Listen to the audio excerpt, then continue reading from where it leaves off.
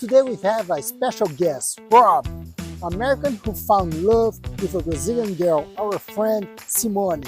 And he will tell us about the difference between American and Brazilian and how he grows up about his knowledge because he loves to learn every day. Stay with us and let's learn with Rob. Oi, eu sou o Mauro. E eu sou a Fabiana. Somos mentores de vida, viajantes e apaixonados por descobertas.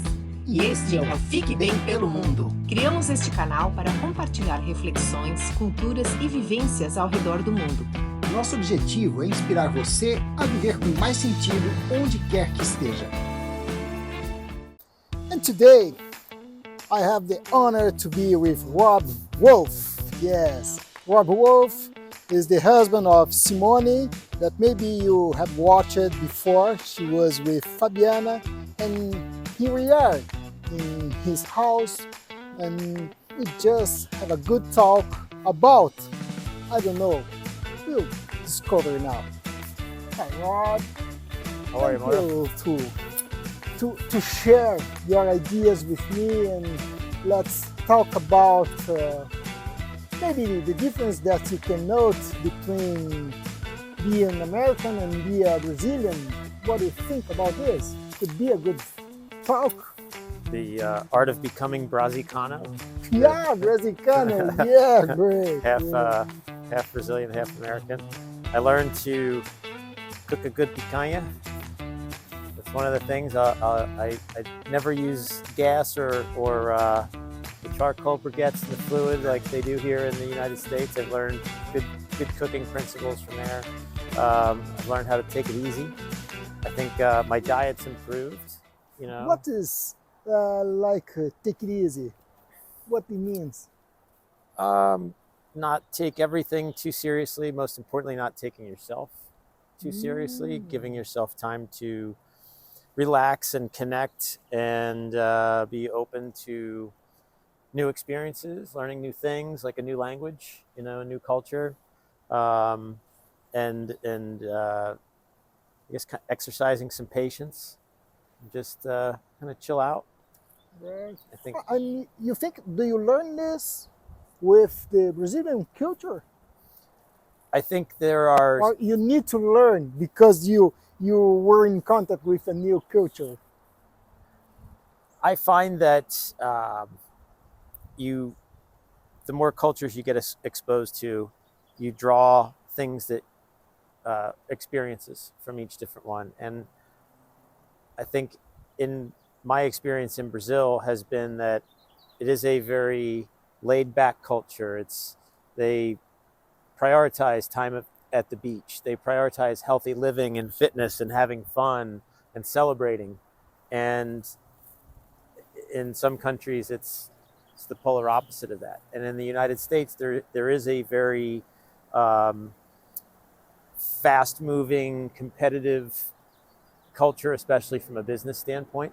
So to be able to have the opportunity to unplug and go spend some time in Brazil where you're immediately put into something that's more tranquilo, you know, and being able to adapt to that. And then over the years of being down there, being able to extract some of that and bring it back so that your life here isn't as hectic. And, you know, I make time for myself now to go and enjoy the beach and enjoy the view and enjoy where we live.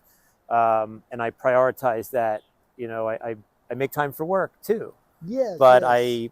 I'm also now able to prioritize taking time for myself, taking time for my family, enjoying and trying to create some experiences here so that when we go to Brazil, it's just kind of one vacation. It's not the only thing throughout the year. You know, we try to make little mini vacations at home. And I think I learned, and I don't mean laid back in any way, meaning that there's not work or anything. It's part of the culture is to balance. And I think that's where I found I needed to do some things, and I learned a little bit more about that in the many trips that I've had down to Brazil. Great. And well, you travel a lot. I mean, you knew different kind of cultures, all right? And what improved in your life doing these trips around the world and knowing so many kind of way of life? I think, to me, it seems one of the there's a lot of things that people have in common, regardless of where you are on Earth and what culture you're experiencing at the time. Everybody deals with certain day-to-day struggles about. It could be finances, it could be relationships, it could be work related, it could be more existential kind of, what's this all about? And to go and to realize that we have more in common with everybody else in these different cultures than we think.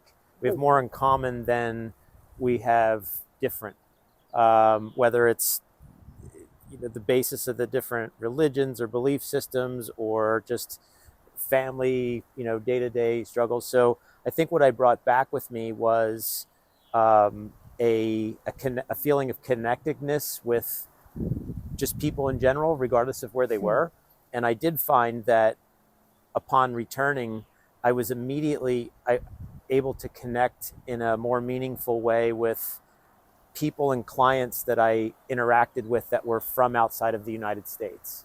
I would hear an accent if I got in the car with a taxi driver or Uber driver, or if I was at work with somebody and, are you Vietnamese? I recognize that accent. And then hearing from them, being able to share that I had a great experience there and I really enjoyed your culture. And then you have that connection with them. And then eventually we get to the business and the other stuff. And I think that was one of the things that I brought back.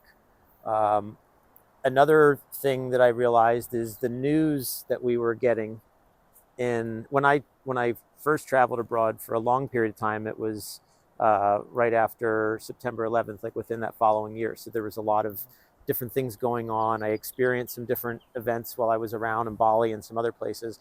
And I'm trying to think of where I was, where I was going with this. I lost my train of thought. What I'm so surprised that you said something. I'm sorry. I just remembered my train of thought. Let's go. The events, the way that certain events were portrayed and the way that my friends were hearing things on the news compared to what I was hearing traveling were a little different. There was a little bit more of like, I could see the media imposing certain things and kind of fear mongering versus like, for example, I was in Egypt and I had friends at home emailing me, telling me, watch out, how dangerous it was. Whereas I was freely able to walk around the streets, had great conversations with people. They wanted to understand what was going on. And so one of the other things that I brought back was I stopped watching the news. When I came back, I just stopped. I still get news. I still, today on your phone, it's really easy to go and scroll through stuff, but I don't have television anymore with news channels. Like, I don't expose myself to the media stuff. And I found that was also another way it was something else I brought back, was the stories were different no matter where you go and who you heard it from. So why bother worrying and giving myself the additional stress of news? Because it's never good. It was always negative. And I think you are feeding yourself with bad news. Yes. All right. Yes. You feel angry and you feel like the world will explode. Right. Tomorrow we will never. The economy's going here. You could be out of work. And it's all of this undue stress. There are all of these what if scenarios that nobody knows. Yes. And so I found that when I was traveling, and my big trip was around the time that the 24-hour news and the access to the internet and everything was relatively new. So it was out there. Now it's all on the phone. But that was one of the things that I brought back with me. I guess one of the behaviors was until about a month ago when I got this Apple Watch just to track some exercise. I haven't worn a watch in 20 years. I haven't watched the news in 20 years. Now, granted, I have a clock on my phone, but there are behaviors of times, I don't need something to remind me all the time of the time and where I need to be. So I gave myself freedom of the restrictions of time. And then the other thing was I stopped exposing myself to the news. Those are two things that I brought back from traveling that I think helped me to be more mindful and present of what I'm doing in my day-to-day stuff. Rob, maybe many people don't know who is Rob, and listen, you looks like you are a easy guy. Maybe you do nothing, you just go to the beach and go surf, and I know it's not that. And because you work hard and you work in a big company that works for bigger companies. Sure. And how can you do that? Like work without seeing what time is it all the time and watching all the news. How can you do that and have so much success in your work? How can you do? How can you be so different from the media of the people, right? Because they are so stressful. They are running. I think a couple things. So I do pay attention to the time. I do show up for my meetings on time. As I mentioned, we all have phones and computers, so I have a calendar and I adhere to that. It's just that I try to use my time wisely. I try to schedule my time for where I think I can particularly bring value, and where there's open areas of my schedule, then I use that to educate myself, either on a variety of different topics or books or exercise or something like that, so that I have that balance. From a work perspective, I aim to bring a calming and professional presence to the chaotic. I've had to learn, and I'm still in the process of learning, but it's mainly been later in my career where I've been realizing the benefits of trying to become a better listener and not worrying about having to sell everything on the call and solve all the problems, but to really try to ask meaningful questions and really listen to see what the responses are, and to try to find that fit in what we do. And I found that by focusing on the people and not the products, the technology, the problem, I find that I'm able to get a lot accomplished, or help them to get a lot accomplished. And mainly what I've been finding, it's by connecting them with the best people I can think of that can help with that particular issue. And like to know who is the best people to connect with them. Exactly. To put the best people in the best place, in the right place. The first part of it is trying to find those people myself and surround myself with good people and knowledgeable people that I can learn from. And then, and how do you do that? To know who's the best people, who's the right people to connect and to learn with them. Sometimes it's by their reputation. I get recommendations from coworkers, people that I've worked with. Oh, this person was able to help me with this. They seem that they've got not only very good experience, but they've got a good professional composure. They show up well in front of clients. They know how to not only position their experience, but how it's going to help the client do something in particular. And sometimes it's by listening to them and just like you would, when you meet people, if there's somebody you can connect with and if you could maybe become friends with. And it's the same way in business as or I guess in any other industry, is you eventually, wow, this person's really sharp. I want to bring them in more. I think they could really add value in these different ways. And what do you do to connect people? Like, oh, this guy's good. What do you do to what I send found a message, or hey, let's take a coffee? Or I think there's a variety of ways you can physically or virtually connect. Right. Today it's almost always virtually. It's almost always finding time on the calendar and sending them an invitation to say, hey, I know you're in Florida and I'm here and it's afternoon, but morning, but I have this 30 minutes available. Can we make some time to get together? So there's that aspect of connecting. But what I found is most important, I guess, I've realized in the latter part of my career was you're really just sharing stories back and forth. Yes.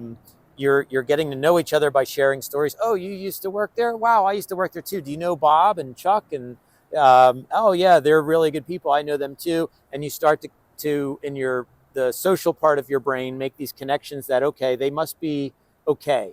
They're here, you know.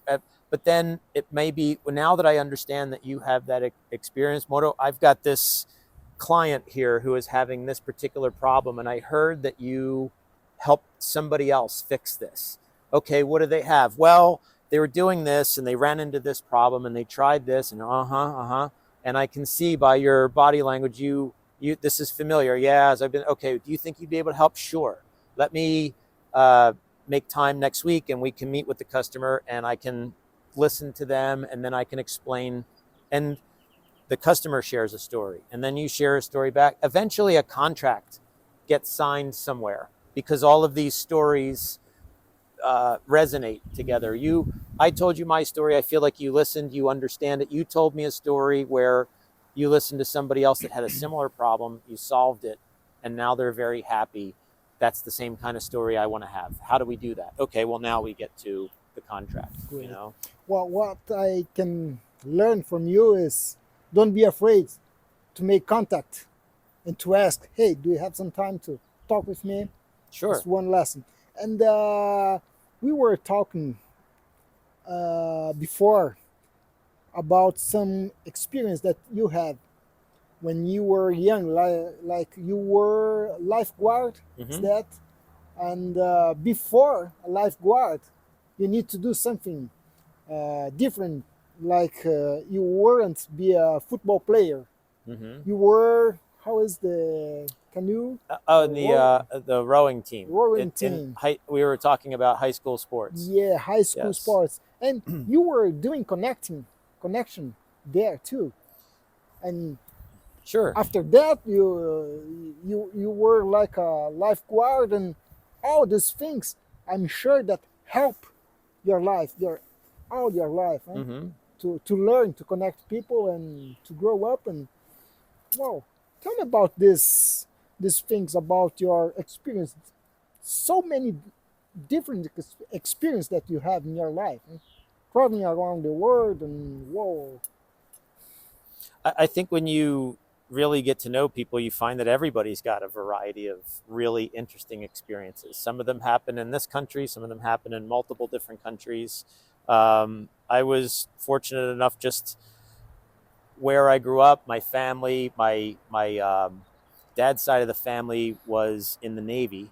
And when I was growing up, I remember hearing stories of when I was in Africa doing this. And I always thought to myself, I wonder if I'll ever go someday to a place like Africa, because for the large majority of the people on earth, you stay in the country in which you were born. Maybe you get a chance to travel around. In some places it's different. In a variety of cultures, they encourage people to get out. In the US, not a whole lot of people, I don't think a very large majority of the people even had passports, you know, at the time. So I always felt this kind of yearning to go and travel and explore things since I was a kid. I lived away since I was 18 years old. The lifeguarding, I worked down at the beach during the summer. I went away to school up in the mountains in the wintertime, and I did that for a few years. And then my girlfriend at the time wanted to travel. We had friends in Colorado, so we drove across the country, and it was the farthest west I had ever been. It took us a couple days. We drove to Colorado. I saw the Rocky Mountains. These are things I've only ever seen in movies and on television. Right. And it was a fantastic experience. And we came back, and it's so different when you see the real thing instead of the movie. Absolutely. And it's not like you just turn the corner and the Rocky Mountains are there. You can see them for hours as you're driving towards them, and there's this whole experience and this buildup, and to realize, you just see these signs that you're crossing into the next state, and to realize how distinctly different certain parts of your own country are than where you grew up. I grew up in Philadelphia, and it's a big city. It's a busy city, you know, not as big or busy as New York, but right up there with it. Yes. And to get to have the opportunity to work at the beach during the summer, which is different. You know, there's a lot of, Totally it's close to different, the city, so a lot of the same type of people, but a different environment. People act differently, and it's the summertime. Yes. And then to go to school in the mountains, where you get to meet a lot of people from different backgrounds and learn about like agriculture and stuff. But then to have, through different connections of people that you meet, with the rugby team, we drove down to Florida. With my ex-girlfriend, we drove to Colorado. Then we drove out to California. And that was even another, that was twice as far as I'd ever been before. And when I got out here, I just remember thinking, I could live here for the rest of my life. This is fantastic. It's got the beach, it's got the mountains, it even has a desert, it's close to another country. There's a whole other ocean here.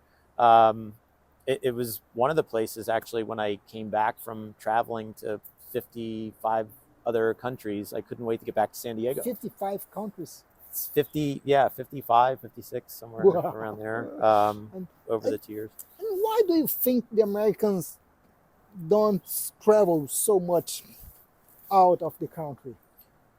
I think it's a variety of factors. I think from a financial standpoint, with just the cost of living, trying to keep up. You know, the cost of living has gone up over decades, but a rate that people have been paid has kind of stayed the same. So there's not as much, people don't tend to have as much discretionary spending to go on trips and things. There's a culture of working, you know, very hard, where nowadays when you go on vacation in most places, at least like in some of the high-tech industries and sales jobs, like you're kind of expected to be reachable. You know, so you don't go too far, too many time zones ahead, and you don't spend money. And you, maybe most vacations, you know, for at least the first couple of years that you're working there, you have about 2 weeks. So All 2 right, weeks isn't 2 a weeks. really, you know, Short time. it's a short time. So it's like, for me, when we've gone to Brazil every year, I've taken at least 3 weeks, because there's a couple days getting there and getting back where you're still just getting adjusted, and you don't have that time to really get in there. So I think that's part of it. The marketing here, it's, if, you know, take these medications, go back to work, rinse, repeat. If you not want to have fun, here's a couple of the ways that you can have fun. It's kind of like, we have everything here. This is the best country in the world. Why would you want to go anywhere else? If you want to see Paris, there's the Paris casino in Las Vegas. You can go there. You know, it's changing, I think, fortunately, and I think the internet is helping, you know, expose people to different places and different cultures. Air travel's been kind of tough too. You know, it's expensive and sometimes difficult, and not really pleasurable than it used to be a long time ago. So I think that all of those things are some factors. Yeah, I agree, but maybe isn't it the culture that you talked about, that man, you have everything here. Like you have beach, you have snow, you have desert, and all in the other countries you have in United States. Why you need to go away? But when you go out, you can see so many different things, and wow, I think we learn so much when we travel. We Absolutely. open our mind. My wife always says travel's the one thing that you can spend money on, but you come back more rich, you know, than when you left. And that's true. I think there's a when I go to another country, there's a visceral feeling that I have that it's an alertness, but like a special alertness where you're in recording mode. You're soaking in everything that you see, the colors, the smells, the sights, the language, and it's all new. So every part of your brain is going, and there's this buzz that you get, at least for the first few days that you're there, where everything's new. Everywhere you've never seen this before, you've never heard this or tasted this, and it's a great experience. And I think that's what eventually drove like Simone and I to go to all these places is just as you're starting to get used to one place, then you go somewhere else, and it's all of a sudden it's all new again. And I think you could keep traveling forever and have enough to not ever see the same place twice, you know? Great, great. And what can you say for people who would like to start traveling? What they could do? Start traveling. That's what I would say. All right, but all right, but what can they do? Like open their mind or to do something different to discover new words. I think start small. You know, if it's a place Great. here or you're in your own country, take a trip somewhere locally. You know, for a day or a weekend or somewhere, and just see what it feels like and go explore. And then maybe take a couple days somewhere, then take a week, and maybe figure out, you know, if you're a partner with somebody. Simone and I talk a lot about she has a vision board of places she wants to go and travel, and doesn't always match up with mine, but we find commonality, you know, common places. And it's nice maybe to have somebody to go with, but not too many people, because, you know, you get more than 3 or 4 people, then all of a sudden you have this group dynamic of nobody can make a decision. And sometimes that can backfire, but I found 2 people or 3 people, especially if you're, you know, if you know each other, that could be a fun experience, because you kind of go off of each other's energy and skills and ideas. But yeah, that would be my thing, is just to pick a place and go, and for as much time as you can, go and check it out. We've done trips just within California for a day or 2 or a couple days, where we've driven up to Los Angeles, or we've driven up to the Central Valley, and it was a whole new experience. It was a place that, although I've lived in the state for 25 years, I've never been there. Wow. And I've heard I even have the shirt, and I had never been to the place. Now I feel like I've earned, you know, the shirt. I can use that shirt. Yeah. And it was it was just as rewarding an experience as if we went to Paris or somewhere else. It was new. You know, it doesn't have to be luxury. It doesn't have to be somewhere exotic. You know, it could be some little small town you never went into before. It can be just as exciting. And do you make some plans like, let's go to away, or let's go to another place? What do you do before go there? Do you do something?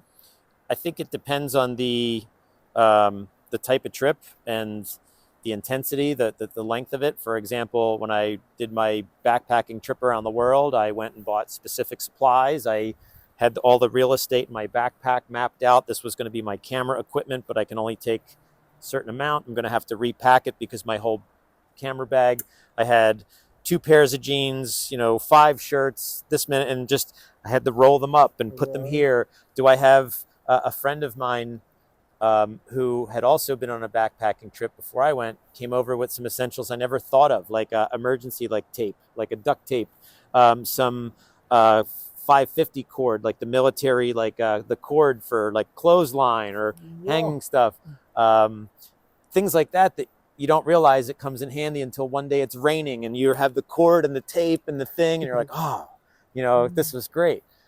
Other trips, like a trip to Los Angeles, it's more of, okay, I'm going to be gone for 2 days. I don't need to do laundry. I'm going to wear the same jeans. You know, I just need something to shave and brush my teeth. And that goes in there. It just kind of, when we drove cross country, we had, that was interesting because it wasn't, we were still here in the United States. So we felt if we really need something, we can go buy it somewhere. Not a big deal. There's Walmart in, you know, every state, but we'll just bring just enough clothes. By the time we get to this place, we'll have a laundry facility. So you start to think, easy. Okay, that kind of stuff. We don't really need food because we're going to be stopping every night in a hotel. So we'll probably, you know, we'll have meals. That'll be another part of the experience. We'll have meals at different places. But do you, before you go to a place, do you search about the place, or where we go there, or you just go away and Depends let's on the see place, yeah. right? Like we went to Costa Rica, and we went back to this place called Tamarindo. It was a place we already kind of knew, but we researched more of the place we're going to stay in the area of town that we learned we wanted to stay based on our last time. When we traveled across the country here, we were really looking for more of like the places to stay near some of the key landmarks that I already kind of knew about, the national parks, things like that. All right. When I was traveling abroad years ago, I had a book and a lot more time. I'd be on a bus for 30 hours or something. So I could read the whole chapter about the Aswan Dam in Egypt or something, because I had a long way to go.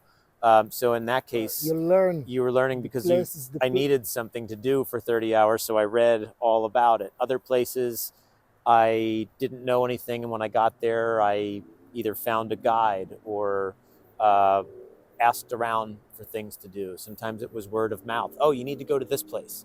You need to check this out, and go at sunrise because it's the best. And so a lot of that research was word of mouth. Today, traveling around is very easy. We can be 10 miles outside of town and on your phone ask, hey, what do I go to do in, this place in Indiana? Oh, go to this restaurant. Here's this type of thing. So, So much easy. it kind of depends. It kind of depends on how familiar, I guess, we are with the place, or if we're going there for a specific purpose. Like if you're going to go to Egypt and you want a guided tour of something, versus if you're just going to a city and you're more or less looking for restaurants, Right. You said that you read when you were in the bus, and at the beginning of our conversation, you said that you have schedule for the meetings and to read too. Mm-hmm. Reading is a part of your life because you like to read and you learn so much with that, all right, with books. Tell us, because it's sad, but so many people they're reading less, and I think it's a big mistake, all right? What can you tell about that to incentive people to read more and to learn with that? I think for me personally, it's not so much about reading, it's about learning. I try to learn.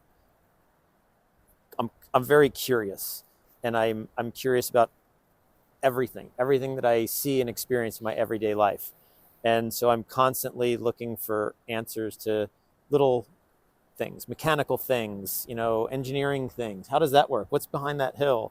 And reading was something that for me, I didn't really get into it until college. I still remember the first novel that I read. It was like an action novel, and it just hooked me like a fish.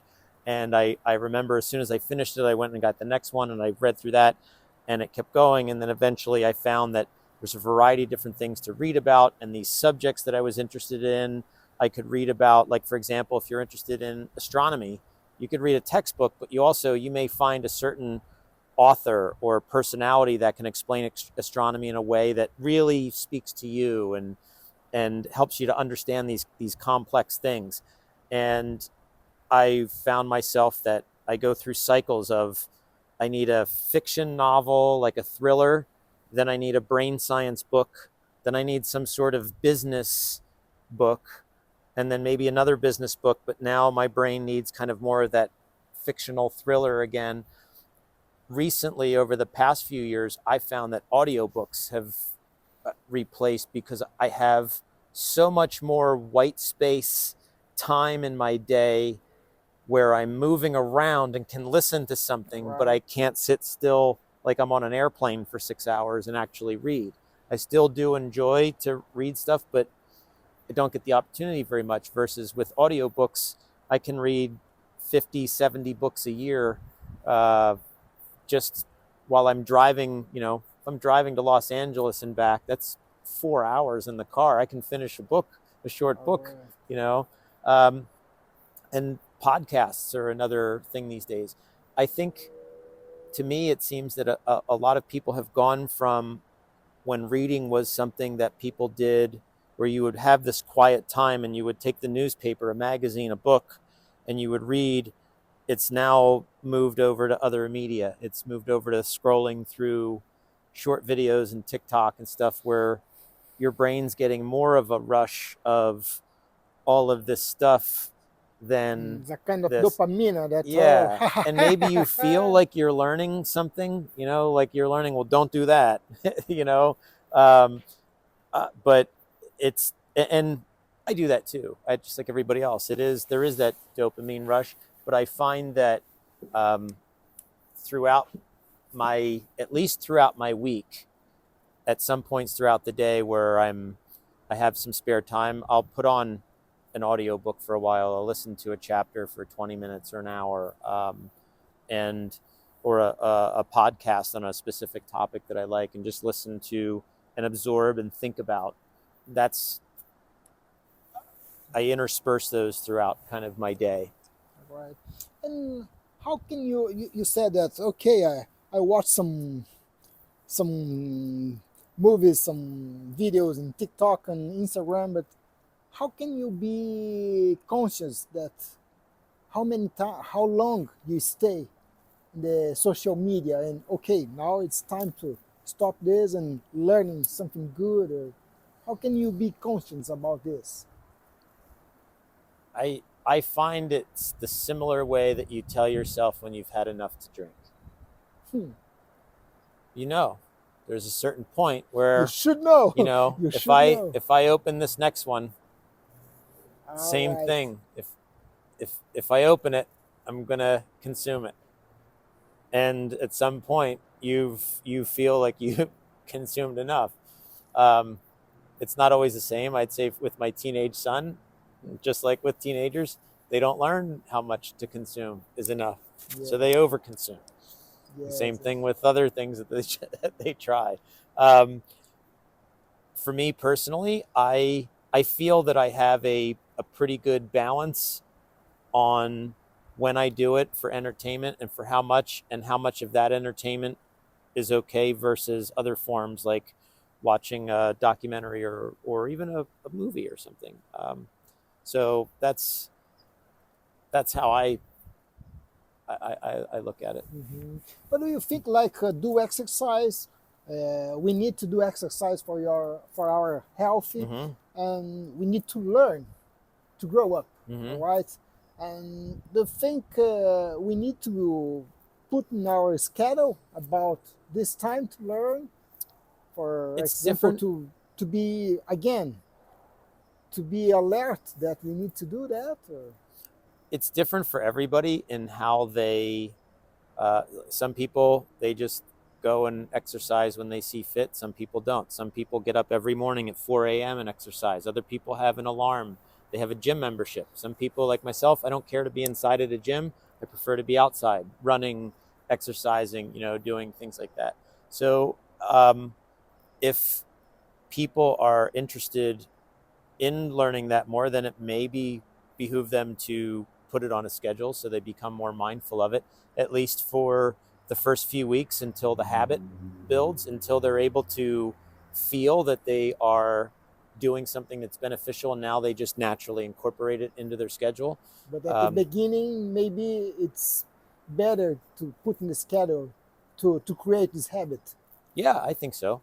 And it also it depends on how interested they are, what their desired outcome is. Do they want to improve themselves? Is it something that they're passionate about? That's a big part of it too. Is it's something for me that I'm passionate about, maybe more so than I was earlier in my life or in my career, where I had other passions and other things that consume my energy, or I thought that I knew everything. And as you get older and you realize you don't, and you're seeking to understand a lot more things, or how can you do things better? I think it's one of the things that as you progress through life and as you get older, you accumulate the wisdom that you can always accumulate more wisdom. You know, you can always accumulate more experiences. And so I find that I'm making time for it now because I've had enough experience to see the impact. Different people are at different stages in their life. They may not recognize it. Okay, great. And you have a son, Beto. He's 16 years old. Yep.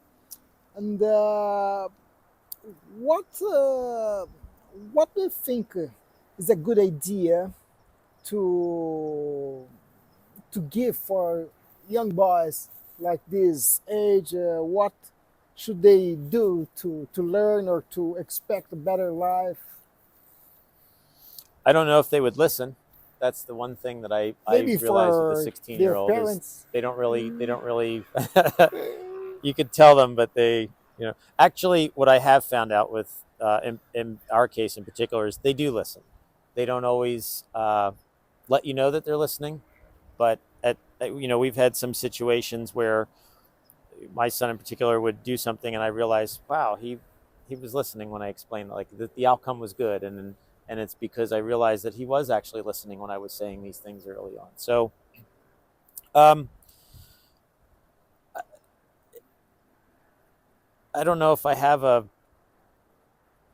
Manual. yeah. Every situation's unique. I think I don't know. I don't know how to answer that question. Like what I would tell a 16-year-old to improve their life and stuff. Because I don't know if you agree with me, but don't you think that life is being easier? So easy. Like you need something, you ask, hey Google, answer me, or chat or something like this, and sometimes it's so easy that it's boring, and I don't know.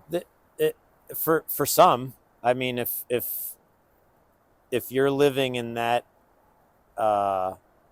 if you're having that experience in your life where you have a phone and you can order Amazon or food and all that kind of stuff, then yeah, it is. It's easier than it is for most. There's a large portion of the world that don't have it, you know, that easy. Because you need money to use that and to buy from that.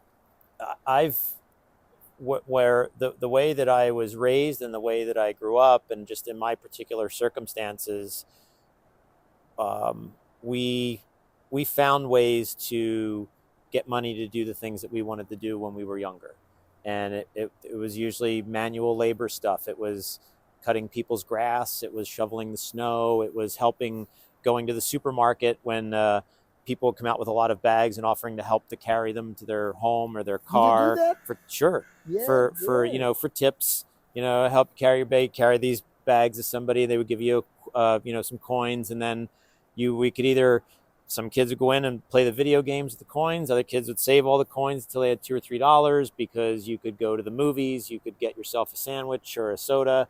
And I remember we would plan if there was a movie that we wanted to see at 5 p.m., there was 2 or 3 of us that would go to the supermarket and we'd be there for 2 or 3 hours, and we would make enough money to where we would have money for the bus, the movie, some snacks, and maybe like something left over. And it became something that our parents were incentivized to do it. Both my parents worked. You know, my mom was at work during the day. My dad was a firefighter. It's like and everybody in my neighborhood worked. Both parents pretty much in every neighborhood worked. So we grew up with, if you want something, then figure out a way to go get it, figure out the way to raise money. My college education, like my brother and I both had to take loans out for our college education because my parents could afford to send one of us to school. So they split, you take half, and the rest, here's the loan. And then we worked, bartenders, college, copy stores, waiters, dishwashers, you know, to have that. And so now where we live in a single home in Southern California with our son that wants to order sushi on DoorDash when he, you know, before, like, he didn't even have a job. It's like, no, there's no way that you're going to do that. And because you need to learn, like your mother and I did, that in order to have the luxury of being able to say yes to DoorDash, you have to understand what it takes to earn the money to be able to pay for the DoorDash. And right now you don't.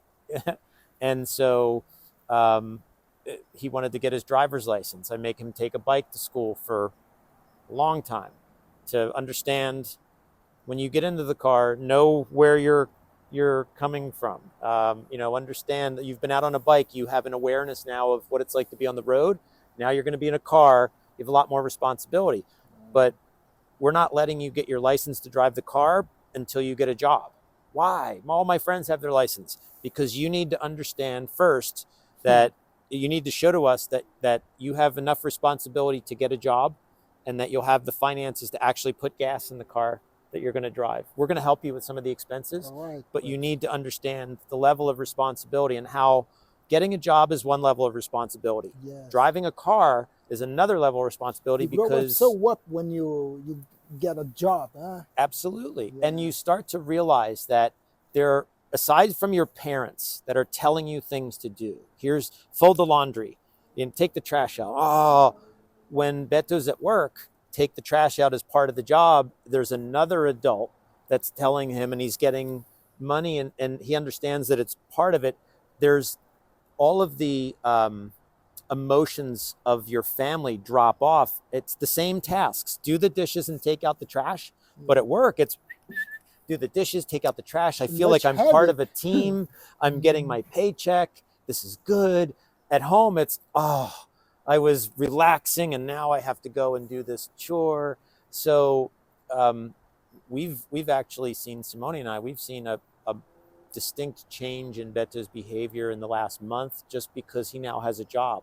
Wow. When he's at home now, it seems when he's doing stuff at home, he now realizes like, okay, so this is kind of the way it is everywhere. Mm-hmm. It's not just you guys always telling me stuff to do. Like, everybody's getting told stuff to do everywhere. At school, now at work. Okay, so now I get it. Now I get to start to learn how do I work this? How do I fit in? How do I understand everybody? I need to do and that's it, and I'll do and yes. It's much better if I do it now. Yes. All right. So I think that's kind of the long way around to answer your question is that, showing them that the hard work, doing things for yourself, learning how to figure things out or pay for things yourself, or not always saying yes and not getting everything the way that you want. It really starts to prepare them for the way that the real world is. And I think that that's probably the most valuable thing that young people can learn early, in their life. I agree with you. I think when you get a job, you grow up so much and you learn how to socialize, how to do so many things, and to be a responsibility and to get value, the real value of the things, all right? Mm-hmm. How much is this watch? How much is these shoes? Oh, man. How long do I have to work Yes. to get that watch? Yes. And then how long do I have to work to get the shoes after that? Yeah, that's it. And the idea of taxes, when you work and you get your paycheck, wait, where did it all go? Well, that's Where's the other my thing you're going money? to learn. The other half goes here. That's why you have to work. That's why when you ask us every night during the week, Dad, can we get sushi tonight? The answer is usually no, because it's very expensive to get sushi every night. It's a treat. It's a luxury that we can enjoy once in a while, and we enjoy it to remember that we don't do this all the time, And it's funny because the taste is much better when you have sushi just once a week instead of every day. Yes, it's like anything else. Yeah, in moderation. Okay. Well, thank you a lot. All right. Yeah, it's been very It was enjoyable. a pleasure, and hope you guys enjoyed like me and learn with Rob. Thank you. Very enjoyable. Thank you, man. Yeah, I'm glad we were able to do this. This is terrific. Oi, eu sou o Mauro. E eu sou a Fabiana. Somos mentores de vida, viajantes e apaixonados por descobertas. E este é o Fique Bem pelo Mundo. Criamos este canal para compartilhar reflexões, culturas e vivências ao redor do mundo. Nosso objetivo é inspirar você a viver com mais sentido onde quer que esteja.